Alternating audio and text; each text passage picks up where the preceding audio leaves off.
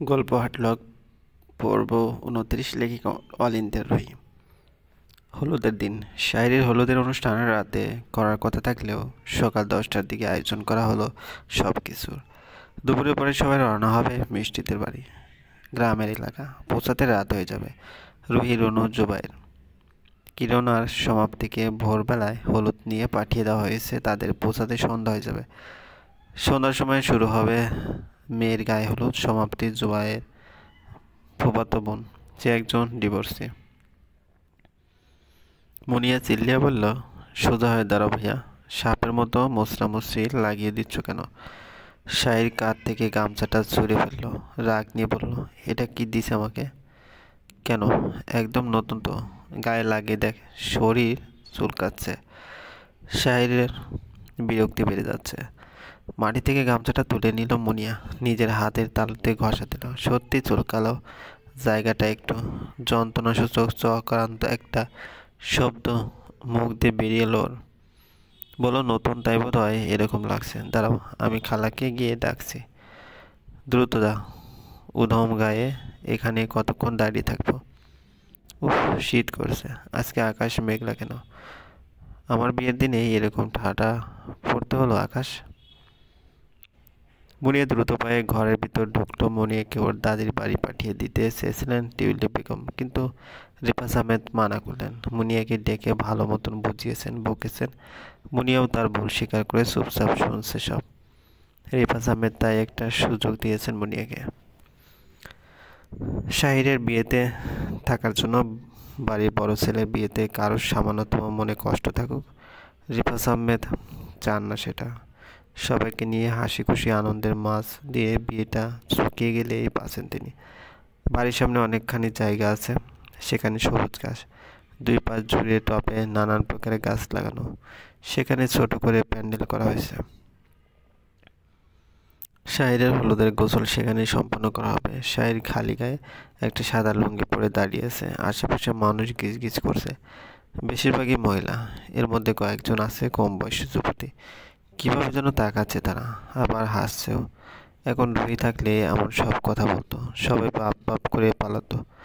আচানক Shahir রুহিকে miss করতে শুরু করলো। মেয়েটার মন ছোট হয়েছিল যাওয়ার সময়। সে সবার সাথে যেতে চেয়েছিল। মমতা আহমেদ জোর করে পাঠিয়েছেন ওকে। প্রথায় আছে ছেলের হাতে স্পর্শ মাখানো হলুদই মেয়ের গায়ে লাগাতে হয়। কি অদ্ভুত প্রথা! এই জন্য ওরা শাহিরের হলুদের থেকে কিছুটা নিয়ে মিষ্টিদের গ্রামের উদ্দেশ্যে রওনা হয়েছে। ভোরেই শাহির কোমরে হাত গুজে পিছন ফিরে তাকালো, দৃষ্টি তাক করলো বাড়ির দরজার সামনে। এখনো আসছে না কেন গামছা নিয়ে মুনিয়া? বুঝতে পারছে না সে। জানালার পাশে মাথা রাখ, ঘুমিয়ে নে, ভালো লাগবে, বলল রুহি। রুনু দ্বিতীয়বারের মতো কেসে উঠল। হাঁসফাঁস করতে করতে বলল, উফ, এখনই জ্বর, কাশি হতে হলো আমার। জ্বর কি আগে থেকে মেসেজ দিয়ে আসবে নাকি তোকে? নিশ্চয়ই ঠান্ডা লাগিয়েছিলি, তাই না? রুনুর মুখটা ছোট দেখালো, অপরাধী স্বরে বলল, প্রচুর আইসক্রিম খাওয়া পড়ছে এই কয়দিন। রুহি তেজ নিয়ে বলল, বাহ, কলেজ যাওয়া হয় না, দেখা হয় না, ভাইয়ার বিয়ে নিয়ে ব্যস্ত থাকায় তেমন কথা বলারও সুযোগ পাইনি। আর এই জন্যই আপনি বকে গেলেন। বিয়েটা যাক জাস্ট, তুই কত আইসক্রিম গিলতে পারিস আমি দেখব। রুনু অপ্রস্তুত ভঙ্গিতে হাসলো একটু। রুহির গালে হাত ছোঁয়াতে গেলেও পারল না। রুহি ধাক্কা মেরে ওর হাত সরিয়ে দিল। পূর্বের স্বরে বলল, আহ্লাদ করবি না, গোমা। বোতা মুখ নিয়ে রুনু চোখ বুঝলো। শরীর আবার গরম হয়ে উঠেছে তার। জানি সহ্য হচ্ছে না। রুহি মানা করেছিল, আসতে না। রুনু শুনল তো, ওখানেই কাউকে চেনে না সে, থাকবে কার সাথে? তাই এক প্রকার জোর করে রুহিদের সঙ্গে চলে এসেছে ও। গাড়ি ফেরিঘাটের পথে ছুটছে। বাতাস ঢুকছে তীব্র গতিতে। মিনিট পাঁচেক পর রুহি উঁকি মেরে দেখল রুনুর গভীর শ্বাস সাক্ষী সে ঘুমিয়ে পড়ছে। রুহি স্বস্তি পেল। হালকা উঁচু হয়ে জানালাটা টেনে লাগিয়ে দিল। তারপর নিজের হ্যান্ডব্যাগ থেকে একটা স্কার্ফ বের করে নিল। ভাগ্য ভালো স্কার্ফটা একটু মোটাই, সেটা জড়িয়ে দিল রুনুর গায়ে। তারপর পাশ ফিরিয়ে জুবাইরকে ডাকলো। জুবাইর সারা দিতে বলল, ভাইয়া, সামনে কি মেডিসিনের দোকান পাওয়া যাবে? কেন? ওনার শরীর কি বেশি খারাপ? পাল্টা প্রশ্ন করলো জুবাইর। হুম, জ্বর প্রচণ্ড, কাঁপছে। মনে হয় না পাওয়া যাবে, তবে ফেরিতে উঠে খুঁজে দেখব। ইমার্জেন্সি ওষুধের জন্য কিছু না কিছু থাকবে। আচ্ছা বলে রুহি নিজের সিটে হেলান দিল। তার পাশে সমাপ্ত বসেছে রুনু কাঁপছে শুনে সে নিজের ব্যাগ থেকে একটা ভারী কাতানের শাড়ি বের করলো। এটা ওখানের গায়ে পড়বে সে, এই জন্যই সঙ্গে নিয়েছিল। শাড়িটা রুহির দিকে এগিয়ে দিয়ে বলল, এটা ওর গায়ে দে, ঠান্ডা কিছুটা হলেও কম লাগবে। থ্যাঙ্কস আপু, বলল রুহি। মমতা আহমেদ ঝড়ের মতো এদিক ওদিক ছুটছেন, অথচ কাজ কিন্তু নেই একদম, সব শেষ করে ফেলেছেন। তবু বারবার চেক করছেন কোথাও কোনো ত্রুটি রয়ে গেল কিনা। প্রথমে এবারে অনেকটাই চিন্তিত তিনি। হল ঘরের দিকে যাচ্ছিলেন তিনি, তখনই মুনিয়া ডেকে উঠল, খালামণি, এই খালামণি শোনো। কী হয়েছে? থেমে দাঁড়ালেন তিনি। ভাইয়া অন্য গামছা চাইছে, এটা একদম নিউ। ওনার শরীর বাজেভাবে লাল হয়ে গেছে আর চুলকাচ্ছে। মুনিয়ার হাত থেকে গামছাটা ছো মেরে নিলেন মমতা আহমেদ। উল্টাপাল্টে দেখে বললেন, দেখছিস এক একটার কাজ। এটা আনাইছিলাম ওর মাথায় উপরে ধরার জন্য, গায়ে দেওয়ার জন্য অন্য গামছা আছে। উফ, এই এসাটাও না একটা কাজ যদি ঠিক মতো করতো। ভাইয়া দাঁড়িয়ে আছে, আমাকে বলছে দ্রুত যেতে। স্যারের রুমে যা, বোধহয় ওয়ার্ডরোবের উপর নীল রঙের আরেকটা গামছা রাখা, সেটা নিবি। আর শোন, আশেপাশে যত মেয়ে আছে সবাইকে বলবি ঘরে আসতে, আমি ডাকছি এই কথা বললেই চলে আসবে। শাহিরের আশেপাশে গুলগুল করতেছে বজ্জাতগুলো। ওরা কি জানে না শাহির মেয়েদের দেখলে লজ্জা পায়? তার উপর খালি গায়ে দাঁড়িয়ে আছিস কেন? যা দৌড় দে। মমতা আহমেদ শেষ কথাটা চেঁচিয়ে বললেন। মনিয়াও দৌড় দিল। এক দৌড়ে সেই ইয়াসারের ঘরের সামনে থামল। দরজাটা খোলা ছিল, তবে ভেজানো। মনিয়া বুঝতে পারে না সে দুই হাত দিয়ে দরজায় ভর করে দাঁড়াতে চায়। অমনি মুখ থুবড়ে পড়ে সামনে ইয়াসার শুয়েছিল সোজা হয়ে। দপার শব্দে লাফিয়ে উঠে সে, যে দেখে নিচে পড়ে গঙ্গাচ্ছে মুনিয়া। ইয়াসারের হাসি পেয়ে যায়, হাসি না চাপিয়ে বরং আরো জোরে হেসে ওঠে সে। মুনিয়ার গঙ্গানি থেমে গেল। অগ্নিচোখে ইয়াসারের দিকে তাকিয়ে বলল, লজ্জা করে না মানুষের বিপদে হাসা? সি ভাইয়া। হাসিটা চেপে নিয়ে ইয়াসার বলল, বাদরের মতো লাফালে পড়বি তো।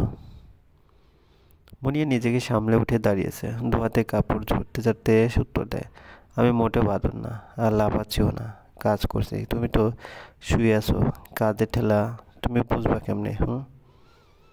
মুনিয়া মুখ বাঁকায়। ওয়ার্ডরোবের উপর থেকে গামছা নিয়ে চলে যাওয়ার জন্য পা বাড়াতে ইয়াসার বলল, যখন আকাশে আলো ফুটেনি তখন উঠেছি, ফুল আনতে গেছি। সাদের ঘুম ছেড়ে ওঠার কষ্ট তুই কি বুঝবি?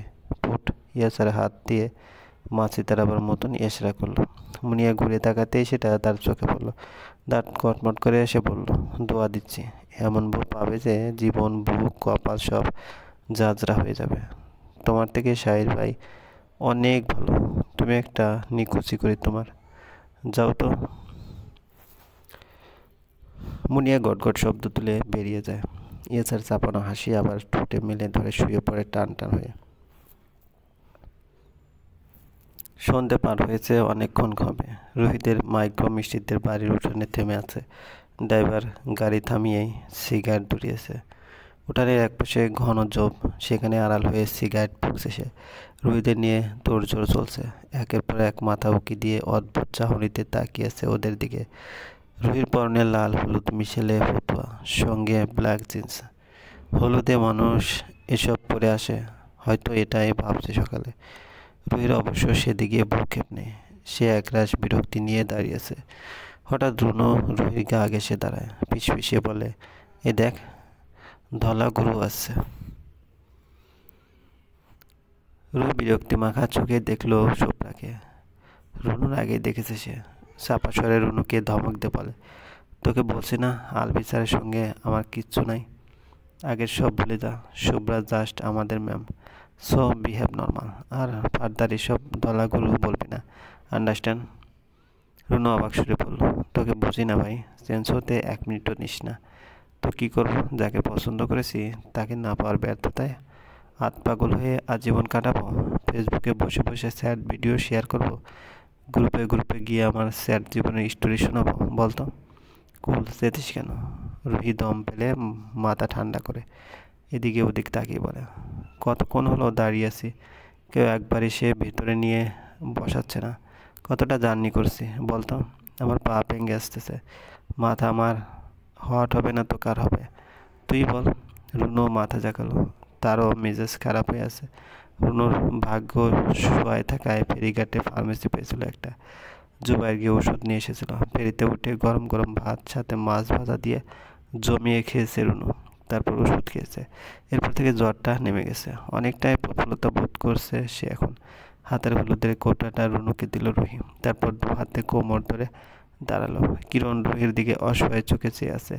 খারাপ লাগছে তাদের সবারই। রুহি চোখ দিয়ে আরেকটু ধৈর্য রাখতে বলল কিরণকে। তারপর সামনের দিকে তাকাতে দেখলো ঠেলে আলবিকে দৌড়ে আসছে। রুহির একদম মুখোমুখি দাঁড়িয়ে অপরাধী স্বরে বলল, সরি সরি, আসলে আমি। রুহি থামিয়ে দিল। কণ্ঠে তাড়া দিয়ে বলল, কৈফিয়ত দিতে হবে না, ঘরে নিয়ে চলুন, আমাদের কোমর ভেঙে আসছে স্যার। হ্যাঁ হ্যাঁ, আসো আসো, এই সরো সবাই, ওনাদের ভিতরে যেতে দাও। আলবির হুকুমে সবাই সরে দাঁড়ায়। রুহিরা এগিয়ে যায় ভিড়ের মধ্যে দিয়ে। শুভ্রার পাশ দিয়ে যাওয়ার সময় রুহি তাকে উদ্দেশ্য করে চমৎকারভাবে হাসে। সালাম দিয়ে বলল, আপনাকে এখানে দেখে ভালো লাগছে ম্যাম, খুব মজা হবে। শুভ্রা থ হয়ে গেল।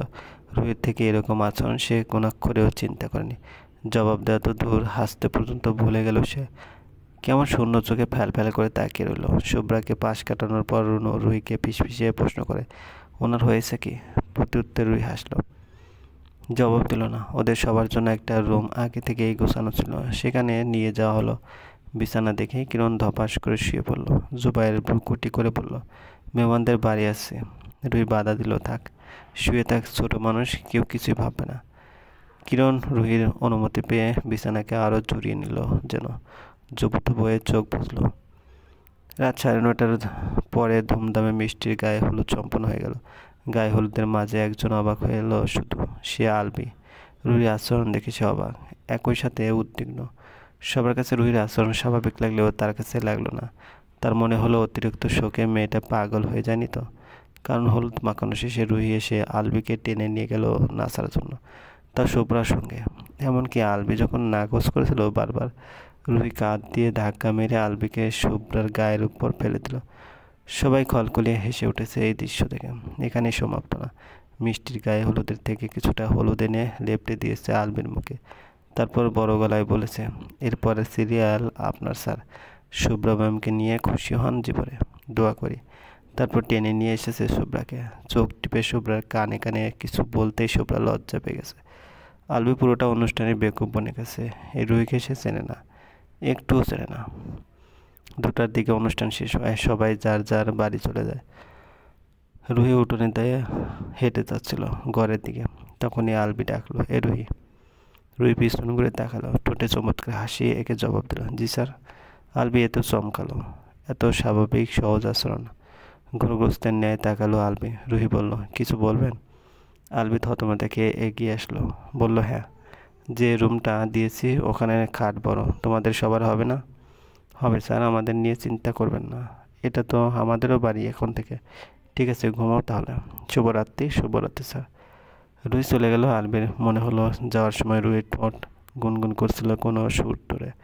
চলবে। গল্পটি ভালো লাগলে অবশ্যই লাইক করবেন, কমেন্ট করে জানিয়ে দেবেন। ধন্যবাদ, ভালো থাকবেন।